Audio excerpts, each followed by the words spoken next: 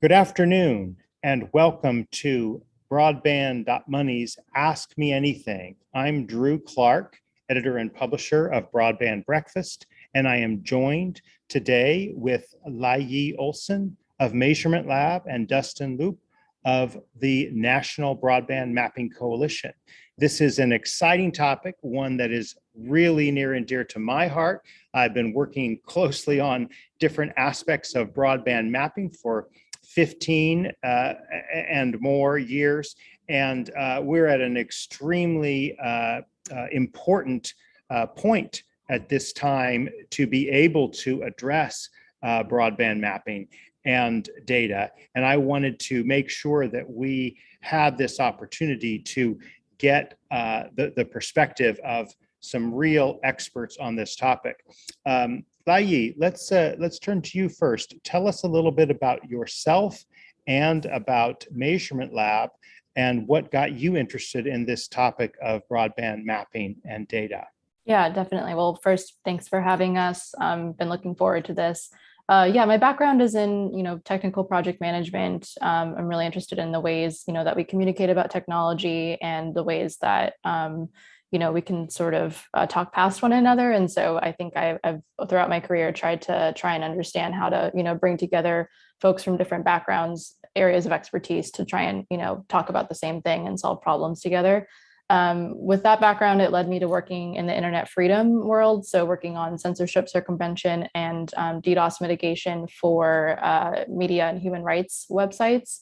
Through that work, I became really exposed to sort of the open source world and the different challenges that software development takes in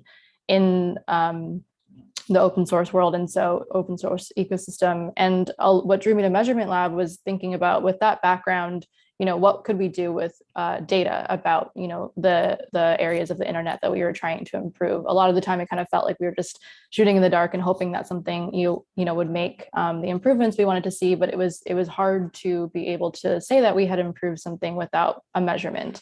And so that's what drew me to Measurement Lab's mission was, the idea that we could actually track our progress in the way that, project managers often do, and be able to see sort of actionable metrics come out of the way that our tools are interacting with the larger network. And through that, when after coming to Measurement Lab, becoming really interested in the ways in which data can actually work as a tool for local communities and, sort of give those communities numbers to back up what they already know to be true, in their day-to-day experience, and the way that can play into the way that, our government and our policy works.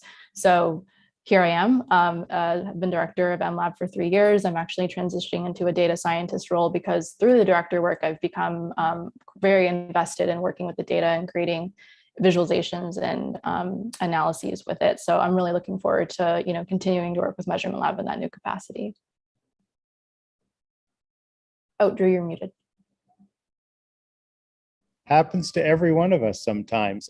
Thank you for that great background and description. We'll talk in more detail a little bit about Measurement Lab's history and so forth as we get into our discussion, but we want to make sure to hear from Dustin. Tell us a little bit about yourself, Dustin. You're interested in this mapping and data topic, and in particular, the formation of the National Broadband Mapping Coalition through the Marconi Society. Yeah, thanks, Drew. Hey, everyone, I'm Dustin Loup, and I've been involved in the internet governance and policy space for some time now. I started off in the ICANN world and the fun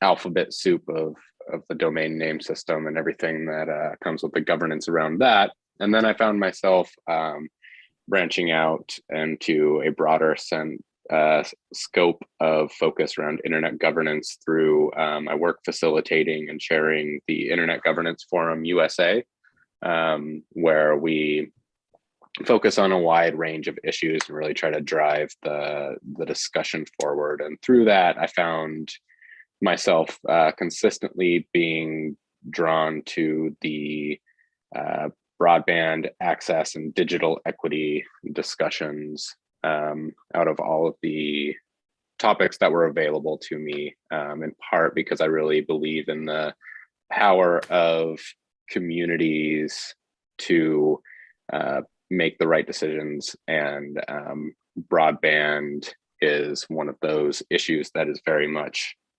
local and has a very direct impact on the communities that are involved in this. And so that has led me to get involved in a number of efforts and working with local communities and coalitions in some of their broadband planning efforts. And part of that is my work with the National Broadband Mapping Coalition, which is a program that was spearheaded by the Marconi Society alongside with several other founding members, all of whom are dedicated to improving the ecosystem around broadband performance measurements and the mapping of availability and adoption of those services. And the Marconi Society has a broader focus on digital equity in general, with programs to support the digital inclusion workforce through a digital inclusion leadership certificate and their 2030 digital equity project to drive conversations forward around many different issue areas impacting digital equity. The National Broadband Mapping Coalition is my focus primarily, and we're a coalition that has come together of different researchers, advocates, practitioners, community leaders, and others who all want to see better data and in particular, open data and methodologies being used to better inform our understanding of where broadband is and where it isn't, and where it is meeting communities' needs and where it isn't, and ensuring that as communities plan and decisions are made at various levels around policies and funding, that those decisions are being made using open and transparent data methodologies and processes. Yeah, we're going to get into that aspect of open data very, very soon. But say just another word or two about your experience with ICANN and the Arab Spring. I mean, Dustin, what about those kind of global governance efforts kind of got you interested in internet data and broadband data? Yeah, so I mean, when I was going through school, that was around the time where we were seeing a lot of uprisings that were fueled by the openness and empowerment that the internet brought. And so that kind of shifted my interest as I was trying to find my path toward the internet because of its power to enable communities to really take things into their own hands and make their circumstances around them better. So in that process, I found myself looking into the world of internet governance because it has this unique multi-stakeholder model in which the decisions are made in are driven through a consensus making process in which different stakeholders are in theory have a even playing field and input into decision making processes on those the infrastructure that they rely on. That being said, the DNS is a very important piece of the internet infrastructure, but it is a very abstract one. And it gave me a deep appreciation for the role of these communities and the role of these processes, but it also really reinforced my desire to work more directly with communities and a little bit closer to that direct impact. So that's how I shifted from more of the focus on the DNS infrastructure to the broadband infrastructure. Wonderful. Well, let me dive in with the foundational question here for both of you. Why is it important to measure broadband performance? And what are some of the most important metrics to measure? I mean, we often think about speeds, download speeds, upload speeds. What does a speed mean anyway, right? What is the difference, for example, between a speed and throughput or capacity? What is latency and why is that important? What is jitter and why is that important? What other metrics should we be measuring? So let me toss this question to both of you for your brief answer on why and what should we be measuring. I mean, in terms of the importance, I think, digital inclusion advocates are always very good about talking about, it's the way to participate in the world that we have today, and if you can't have performant internet, then even if you have access to it, it's essentially the same as not having access. And so it's important to measure such that we can understand the individual's ability to participate in, basic activities such as paying bills, having access to information about their democracy, things like this. So I think the importance is really just to make sure that the service that we agree or that digital inclusion advocates agree is important to participate in society. Everyone has the sort of equal ability to use. In terms of what to measure, I will just name this as an open question that internet measurement experts are currently and consistently asking. You mentioned speed. I think it's become actually quite, we're moving towards a consensus in the internet measurement space that is not the only metric to be measuring, and that it even can, there might have even been an effect of over optimizing for that. And I want to point out too that this is not specific to the internet measurement world. It's very easy for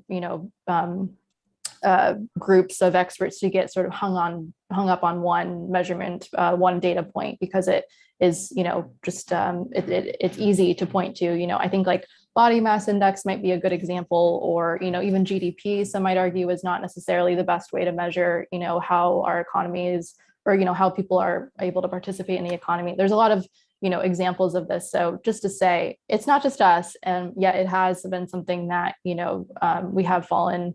I don't want to say victim to. That sounds extreme, but speed is not the only metric, and yet it has become our conversations around broadband performance have become very speed centric. So that's something to point to, is that while it is an important metric, it is not the only one, and it's also not super well defined. Part of what Dustin and I talked about at Mountain Connect in a panel that we had there was that there's actually multiple ways to define speed, or I should say multiple ways to measure speed that sort of rely on different definitions. And I am of the thought, and maybe some others will disagree, but I'm of the thought that that's not a bad thing as long as you're clear about what it is that you're measuring or what data that you're using. To me, I think it's, like I use the analogy, you go to get your vision tested and you do several different tests, right? They're all measuring something different, but they're all asking the same question. Can you see well? Can you give us a quick snapshot of the different speed ways? Like what are 2 or 3 different ones, and how do they do things differently? Yeah, happy to, although we could be here for hours, so I'll try. Well, that's why I say brief. I mean, I'll give so 2 of the most well-known measurement services are one that MLab provides, which is called Network Diagnostic Tool. It's typically accessed through the Google search, but we have other integrations, namely local communities that integrate it to do data collection campaigns, and then as well as ooklaspeedtest.net. There's many differences between the two, but one, just to kind of illustrate an example of a difference, is that our servers are actually placed in different parts of the network. And I would describe this as just, differences in what you're measuring. I think they're both valid things to be measuring, but Ookla's servers often are in the access network, meaning in the access that you or I are connected to, as our ISP. And measurement labs are placed in the off-net locations where ISPs peer with one another. So we're just getting different vantage points of the network. In my ideal world, these are used in a complementary way and just telling us sort of different signals of internet performance But that's one example of how, we both measure speed, but we're actually measuring something, quite different when you think about those differences in network topology. So all to say, I think there's multiple metrics that are indicative of user or of broadband performance. And again, I think we can use all of them. It's just about being clear about what they mean and how they fit together. Thank you. That's really, really crucial to get at. And on the point of like different ways to do a vision test, I love that analogy. What about these other elements I flagged, like latency, jitter? Are there other things we should be looking at that are completely different from speed? Everyone recognizes. Yeah. Latency is a big one that we've been talking about a lot. We being the internet measurement world. I think latency under load is actually something that people are pushing for more measurement of, considering that it takes things like buffer bloat into consideration. So just this idea. And sorry, I've got to stop you. What is buffer bloat?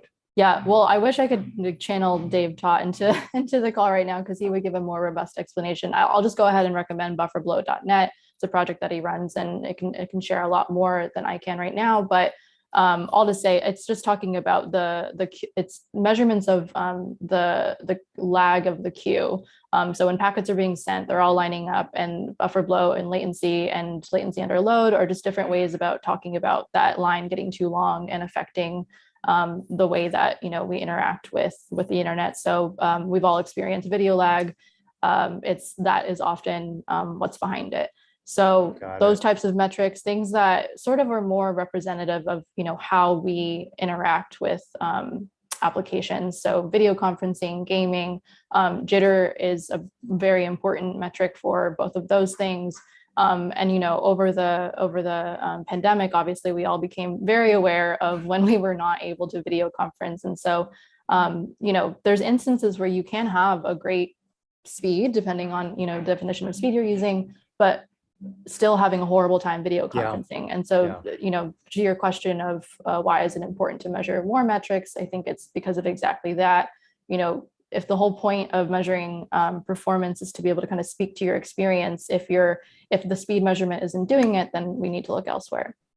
Dustin, what would you add to this discussion Lai's laid out so well?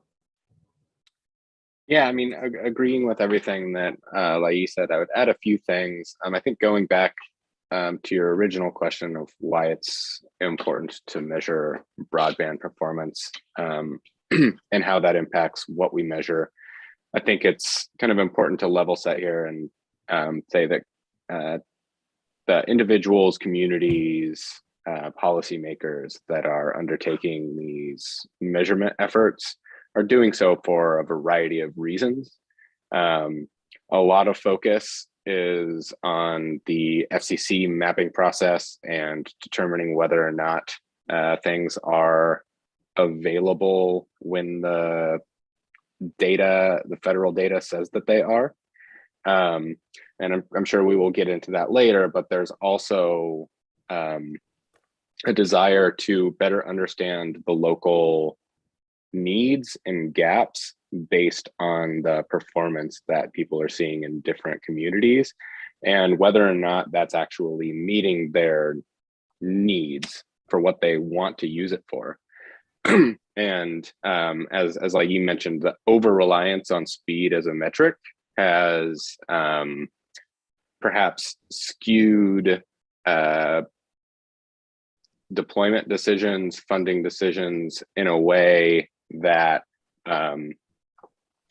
maybe doesn't quite depict the way that an ideal network would look and operate to meet the purposes that individuals need it for, like accessing telehealth and education. And this over-reliance of the metric of speed and the speed on a particular network might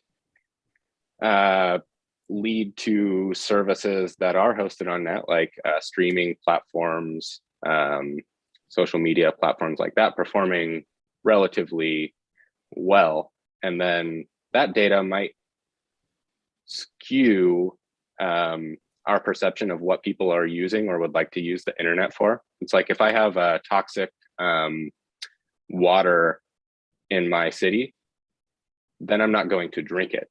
And if the stats say that, well, nobody in the city is drinking the water, so we don't need to purify it and make it healthy to drink because nobody's drinking it.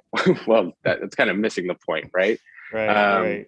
And so I think that's an important thing to keep in mind as we have this conversation. And so the data is useful to identify those needs and those gaps, determine potential solutions, and then pursue the funding and support needed for those solutions. And that later step is kind of where the FCC process comes into play. And one other thing that I would like to add to this that might not be entirely captured by the measurement lab test, Ookla test, or other tests is reliability. I don't think that gets enough of a focus in the conversation. There are stories coming. How do we measure? Is that like latency? Is that like jitter, or is it So like something that combines a variety of measures? I would say, to kind of simplify it, the uptime, the amount of time in which somebody can actually connect to the internet. So there are, accounts of 45-day internet outages.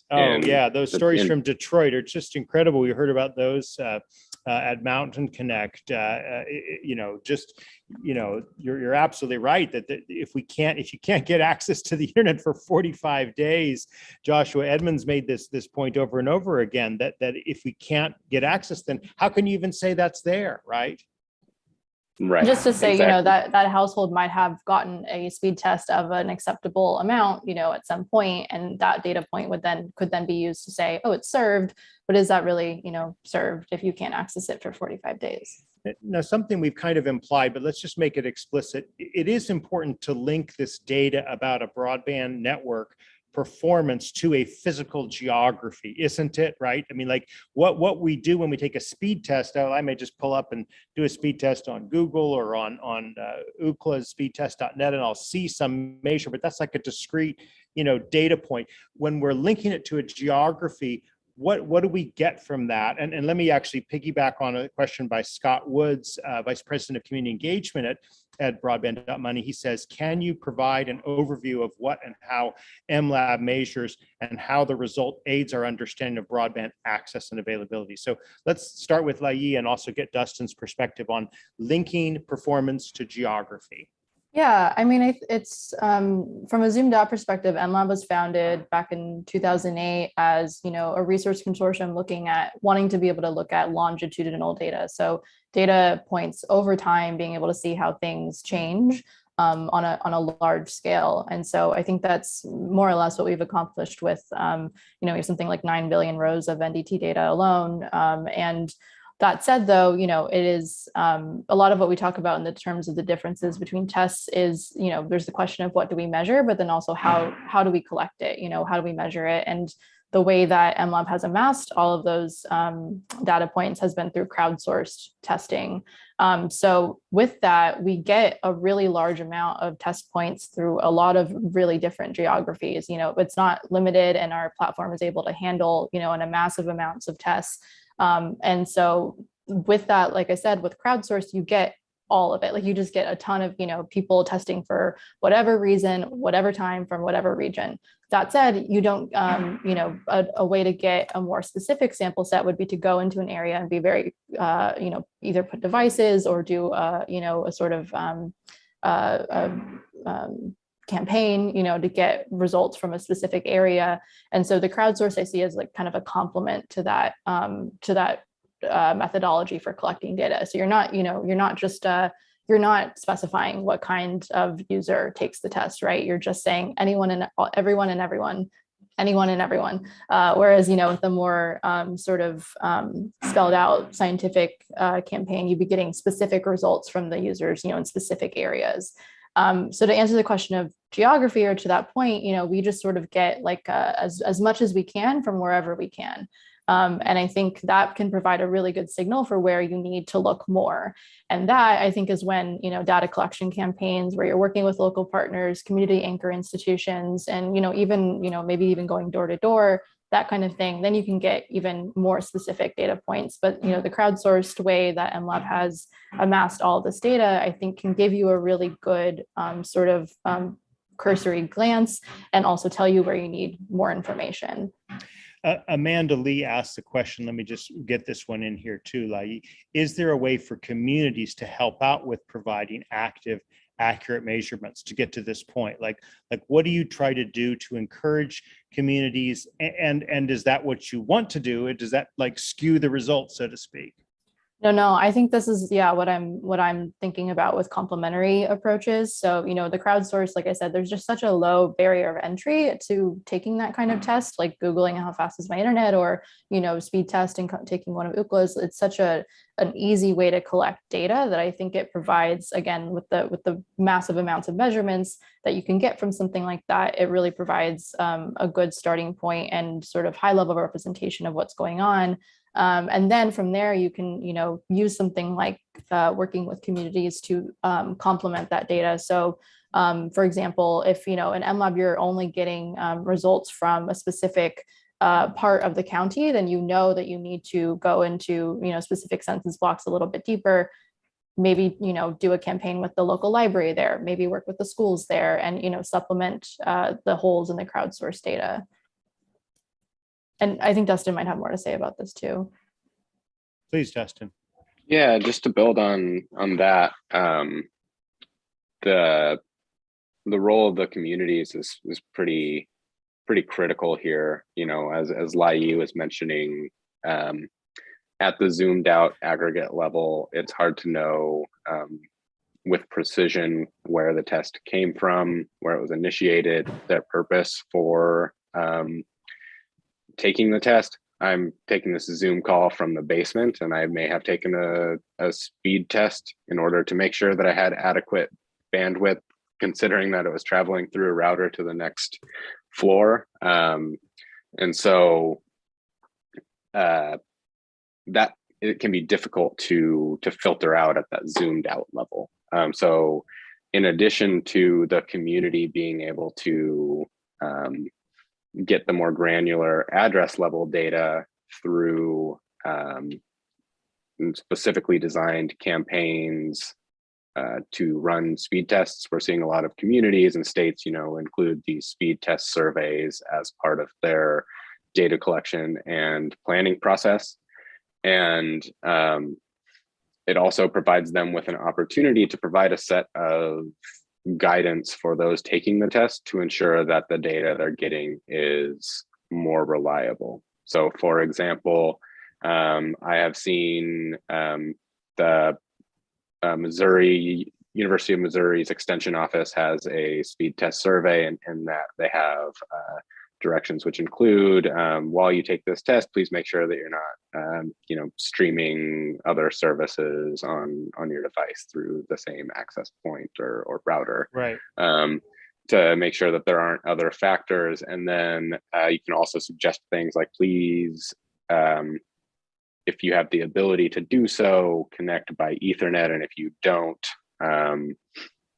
make sure that you are as close to the router as possible, because the purpose of this test is to gather data on the performance that people are getting with their internet connection. And the other thing that can be included in this, which the broad crowdsourced MLab data set cannot tell you, is who does not have internet access. Yeah. And so these surveys often include, granted, they still have to have a device or a place to access it, or to know where to find the paper form, or I've seen some communities implement like a text message survey as well to indicate that they don't have any service at all. So there are a lot of ways in which those gaps in the broad aggregate data can be filled in with a little bit more clarity by a well-tailored community-led broadband mapping campaign. On our way to talking about the FCC and the NTIA and broadband maps, I want to address a skepticism, a criticism, so to speak, that we hear a lot. It's well expressed by Rick Zimmerman in the comments here. He says it is well known, at least it should be, that consumer speed tests say nothing about broadband availability, yet we often see reporters and others conflate the two. What can be done to help the general public understand that an internet speed test offers very little useful information as to what speeds are available in a particular area or particular household? Now, I don't agree with that question. However, I want to ask it. And the point that is maybe worth pulling out a little bit more specifically is that oftentimes routers are a weak link in the process. And Dustin, you were kind of getting at this and saying, oh yeah, take this test close with an Ethernet cable as opposed to Wi-Fi, because that kind of degrades the performance. So if I'm going to like test Verizon's speed test capability or its speed capability, I may not be getting a true reflection of that if I'm taking it 200 feet from the router. So let's just address this question head on. Rick says consumer speed tests say nothing about broadband availability. Do you agree with that or disagree with that? Why or why not? Lai and then Dustin. I think it goes back to the example of where. So one, I agree with the premise of the question in one way, in that you cannot take a speed test if you do not have access. So in that way, we're not capturing data about that specific understanding of availability. But that said, if you don't have the performance that you need to sort of reasonably access the tools that you do on the internet, then I would argue that is not available. In an instance of the reliability as well, even if you got that performance, say, once, for a month or so, but then you didn't for a month or longer, then I would argue also that is not, availability. So I think it kind of depends on your notion of what availability entails, but I would say that it includes notions of performance. But I do want to, recognize that we do not collect data about when you cannot take the test. And I think that is an important note for journalists, et cetera, to consider when they're using this data. And I have also seen that be conflated. And in terms of what we can do about it, I think, and again, this might be simplistic, but I do think, defining our terms as much as possible is a start. Mm-hmm, mm-hmm. Doing anything on the question of routers, Dustin? Yeah, so just to add on to that, I would disagree with the question in as much as it states that that they say nothing about the speeds that are available. As we've discussed and addressed already, there are certainly limitations to what we can learn from speed tests, especially in the aggregate, but they are helpful in identifying trends, and well-tailored campaigns can certainly mitigate some of those limitations that we are seeing. So there are also steps that can be taken, and I won't say too much about this because we're in like a pilot phase, but there are also efforts to hardwire devices that can more reliably over time capture data from a single connection, so that we get more reliable data that kind of addresses several of those biases that Right. might impact the perception of how effective speed tests are.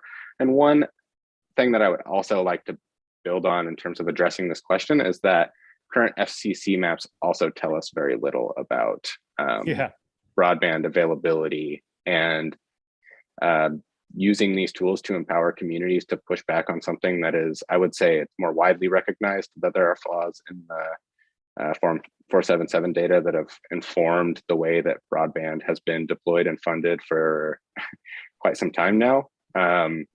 Equipping communities with the tools they need to push back on that, even if there are flaws in that or limitations to it, is an important thing for us to continue to do. Well, absolutely, and the FCC is central in this dilemma. Let me just give a 60-second summary of a history of broadband mapping, and again, I've been following this issue closely, and in fact, Broadband Census, which is the sister company that bequeathed Broadband Breakfast, started off with an NDT speed test that we could take speed tests in an effort to crowdsource broadband data, and of course this led in a way through many people's efforts, the Broadband Census Act for America that Ed Markey, then Representative, now Senator Ed Markey, proposed, basically required the inclusion of broadband availability by carrier in each census block. And that led to the very first broadband map that the Federal Communications Commission and the NTIA produced together in 2011 through 2015.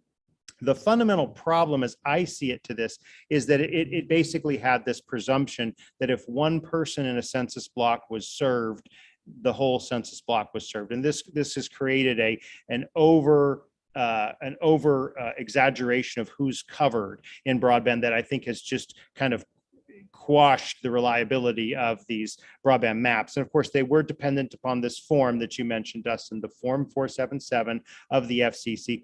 The other problem is that these speeds that have been, again, I know speed's a limited proxy, or maybe not even the best proxy, but the speeds that the map that the FCC put together were reflected were simply whatever the carrier says, right? We say we serve 1,000 megabits per second or 100 megabits per second. And the truth is that the performance was never at that level. So I want both of you to weigh in on, like, why did the FCC and or the NTIA, to the extent that they were linked, why did they mess up so badly with broadband maps? And what can we do to make sure that the round two, the version 2 of broadband mapping doesn't suffer from the same problems that the round 1 did? Let's again hear from Loup first and then Dustin. Goodness, the why is a great question. I don't think I have an answer for it, but I will say that I think it could use the more open data, the better. And I think, you had spoken to this a bit about, just asking why is open data important. I think it's exactly for instances like this, where we all need to be looking at the same numbers, and not only the same numbers, but an understanding of where those numbers came from and how they were calculated. And, to this kind of theme I've been bringing up of defining our terms, like a number only means something if I'm able to say it correlates to this definition, and, this sort of equation for how it was calculated. And so I think in terms of how to get it better next time, I think it's about, exposing as much as possible, being as transparent as possible about the methodologies that the, data sets are using.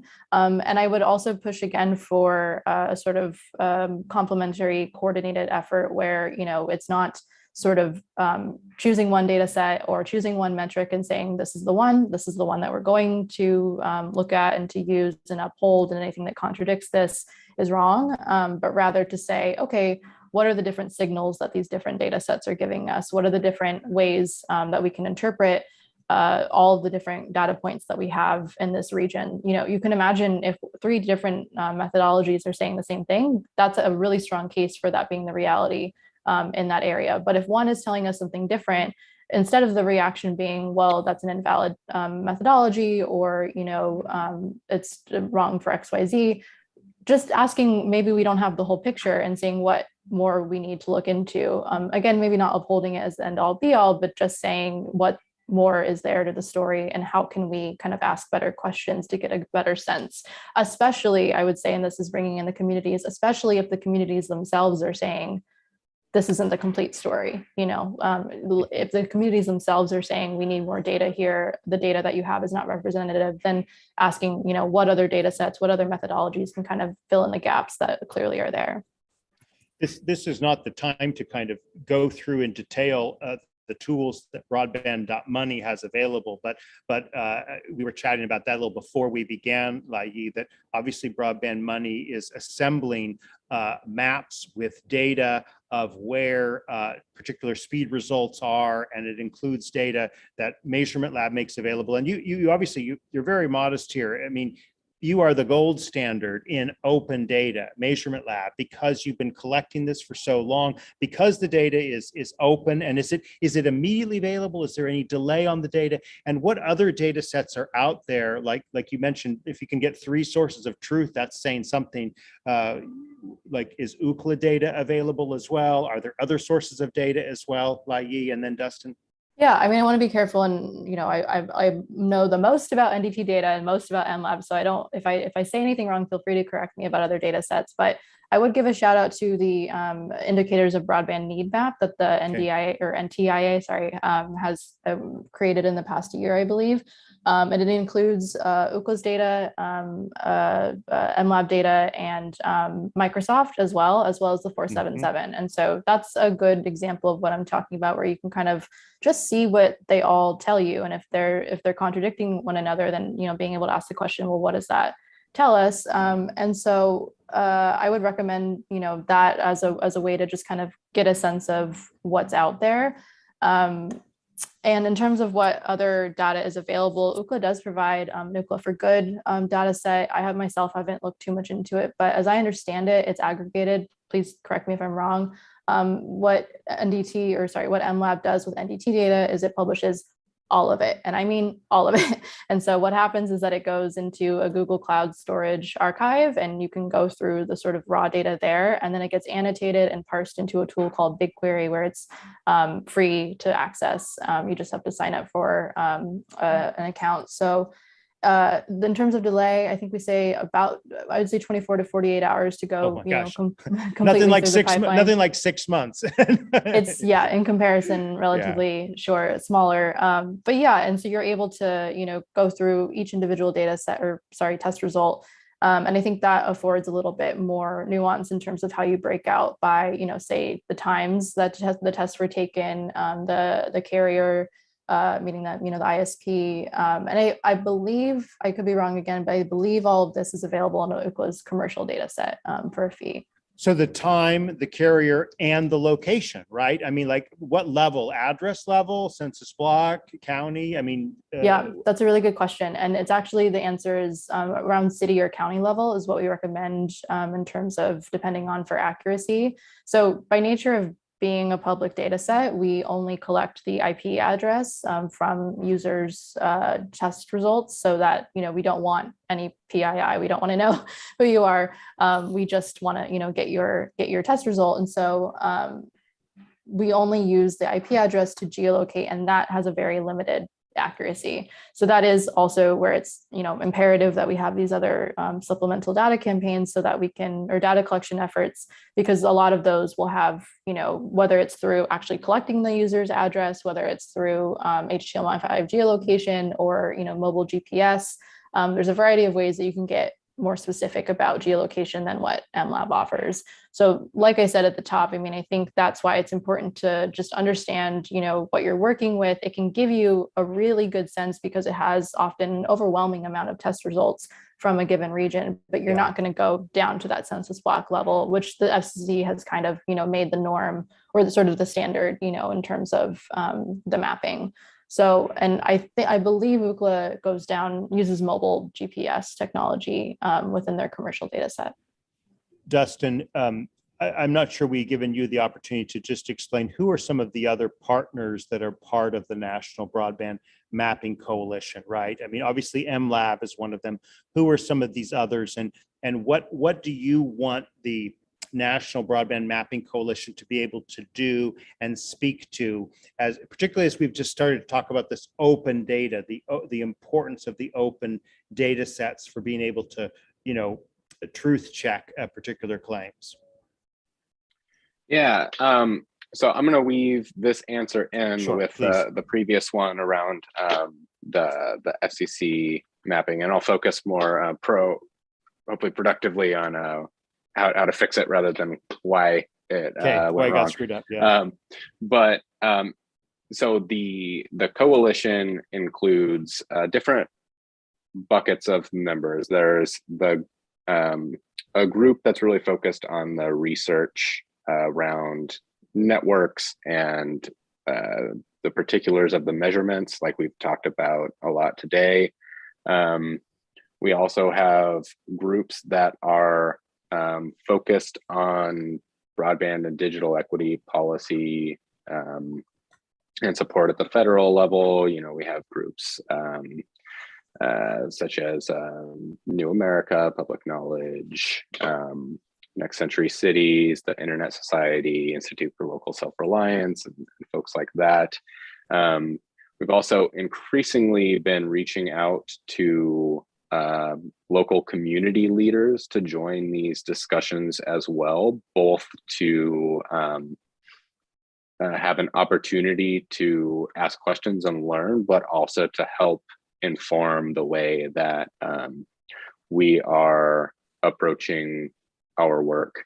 And then there are also a variety of others that include other similar regional or local coalitions, implementers and practitioners that might be helping communities directly with their data collection efforts.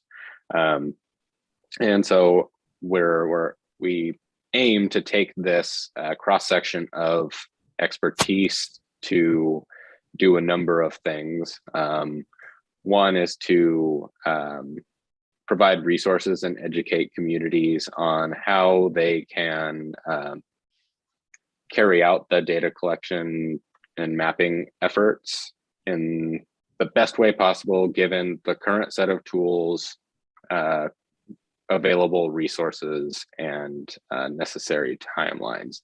We, of course, have a vision for what an ideal world looks like in terms of having all of the data and all of these networks, but want to help pave the way given the parameters that communities are facing, but then also taking these conversations that we have as a coalition and the experiences of local communities and using it to inform policy and decision making at a higher level on a broader scale. So part of that ties into the FCC mapping process and ways in which the new broadband data collection program will improve upon the Form 477 that we're currently relying on. Of course, it will address the geographic granularity issue by focusing on the location level rather than a census block. But you had also alluded to speeds being based on whatever the provider or the filer claimed them to be or advertised them as locally. And so part of this broadband data collection process and the legislation that established it is requires the FCC to establish user-friendly, that's easier said than done, but a user-friendly challenge process that individuals, third parties, communities, and states and others can use to challenge the data within those maps. And I think that's one area where we'd like to see a lot of improvement, more accountability and verification around the data that's being reported and being used to guide policy and funding decisions. And we currently have some concerns around a lack of clarity around how the challenge process will be carried out. And let me just, I want to hear this. I definitely do, but let's just introduce one more element into the discussion, which is this broadband fabric. Okay. And so about 2-3 years ago, there began a lot of attention again around broadband mapping. You know, obviously there was that long period where there was a national broadband map, then it basically got stale after 2015. It wasn't actively collected by anyone with an interest in collecting broadband data, and the data just began to get worse and worse and worse. And then again, there was a lot of discussion leading up to the passage of the Broadband Data Act in 2020, and the FCC in particular said, we want to go with this thing called a broadband fabric. They selected a contractor who's been hired to build this fabric. And as I understand it, a fabric is basically like a guide to every address or every serviceable address in the country. So there's a fabric, and now that fabric has been turned over to the FCC, and they're about to kick off. Indeed, just yesterday, or 2 days ago, the FCC issued their public notice about webinars on using the broadband data collection system. And so now, June 30th, the providers are going to start to feed in data into this new system, and then we're going to have some challenges. So with that background of fabric, and then after fabric, some kind of availability map, what are the challenges that we're going to see, Dustin? What do we know about the challenges that we're going to see? Yeah, so it's worth noting here too, and thank you for describing the fabric. It's worth noting that the challenges can be based on the fabric itself, which identifies all of the serviceable locations. And so whether or not a location is serviceable, or whether there's a serviceable location missing, is something that can be challenged in this process. So that's worth setting aside for a second. But then there's also the challenge around the data that's being reported around the available broadband service at each serviceable location. And this is an opportunity to provide more verification and accountability in the reporting around those speeds that are being advertised. But one of our concerns is around a lack of clarity around how that process will be carried out. So what we do know is that these maps will be made publicly available, hopefully later this year, and that will open up a public challenge process through which individuals, communities, states, third parties, tribal governments can challenge the accuracy of the maps. And that has a process which, notifies the provider of the challenge, gives them 60 days to respond. Once they've responded, they have 60 days to resolve it with the challenger. If it's not resolved by then the FCC is tasked with reviewing the challenge and the data from the provider, and making a determination around whether or not that challenge will be successful, and whether the authoritative maps will need to be updated or not. It's that last step that, I guess the first step as well, in a sense, that we would like to see more clarity on, and we're in the process of drafting up a letter to get this clarity.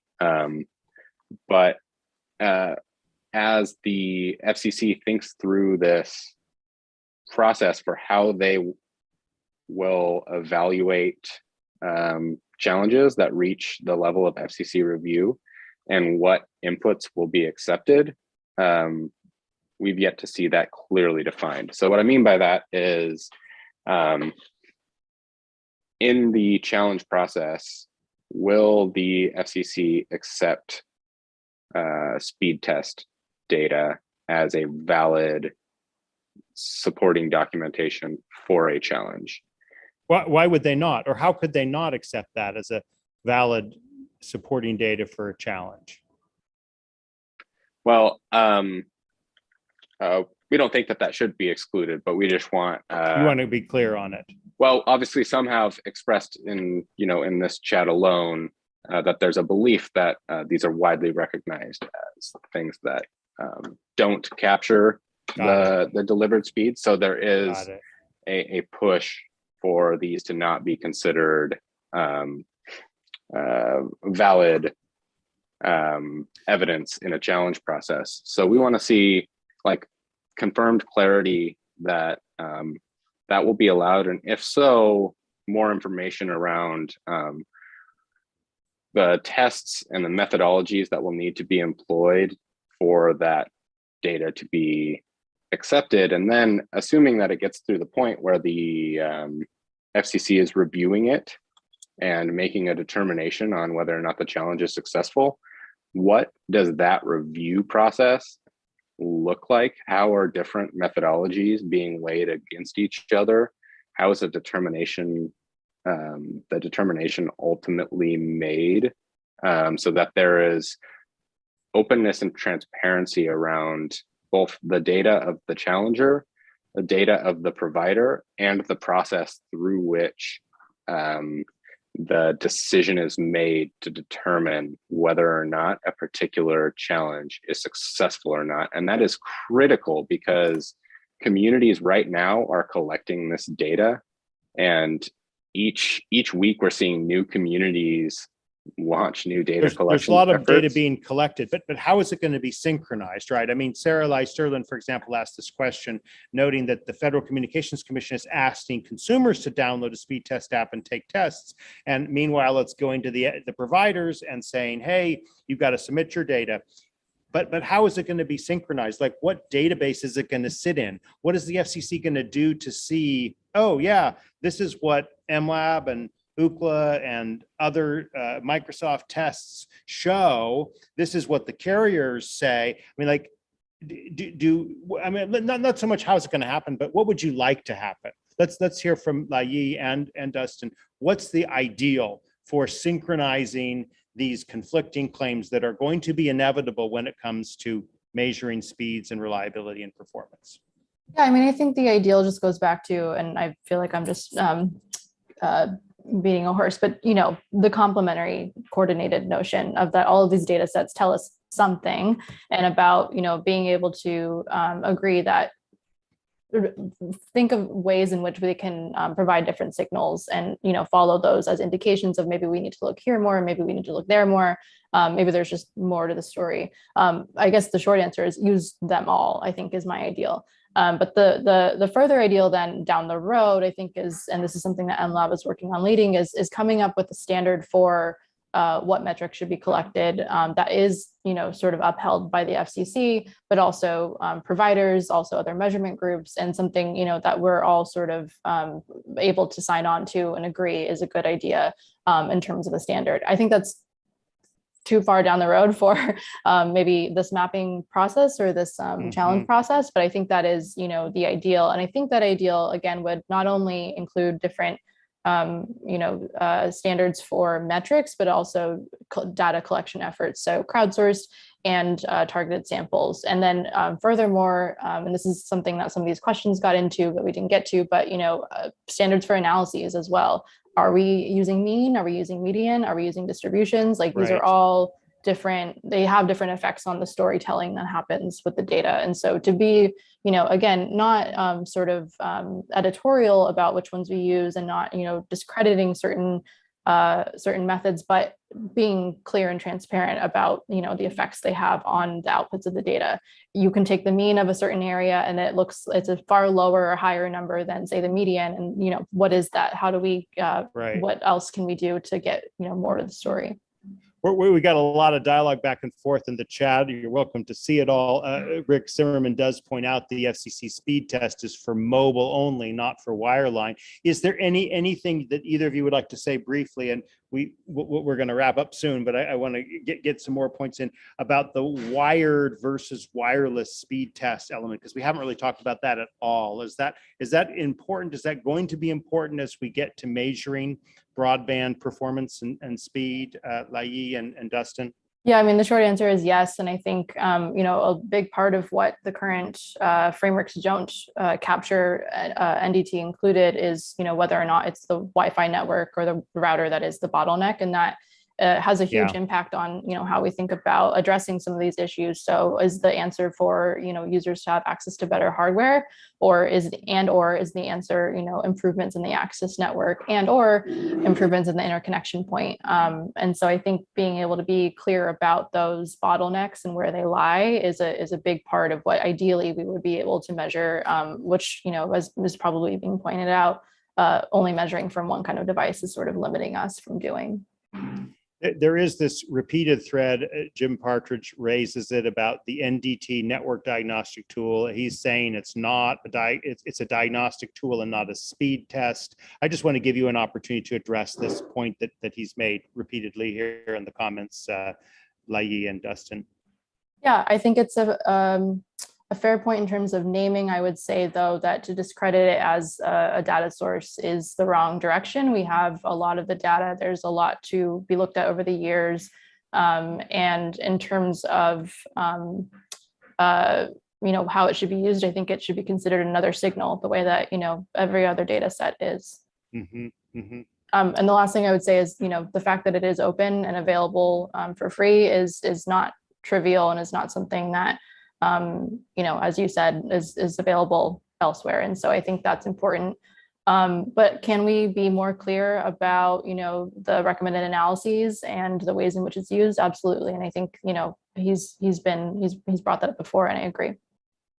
And just to throw one more element into this puzzle, we've talked about the NTIA and their role and reliance on the FCC maps. The NTIA has their own separate map called the National Broadband Availability Map, which we haven't talked a lot about, but it has a lot of tools. It's not an open map. It's not publicly available, but it is a resource for many state broadband officials. Meanwhile, multiple states are developing their own broadband maps. So in some ways, we're going to have like Mapazilla, right? And so, Dustin, I know you've made the point that you didn't want to create another map. You wanted to help guide people through what to pay attention to. And so let's give you an opportunity to address that and anything else that you'd like to address as we kind of wrap up our conversation here in the next few minutes, and then we'll get some final thoughts from both of you. So Dustin, could you address this point about multiple places and sources of maps?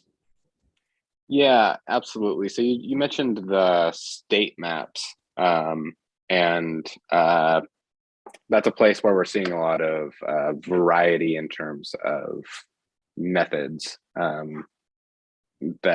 which is like a pretty easy example of the different, sometimes incompatible data sets that we might have to navigate through as we try to figure out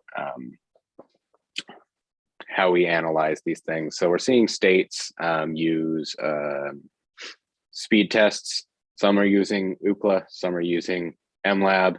We're also seeing states work directly with ISPs to collect data directly from them.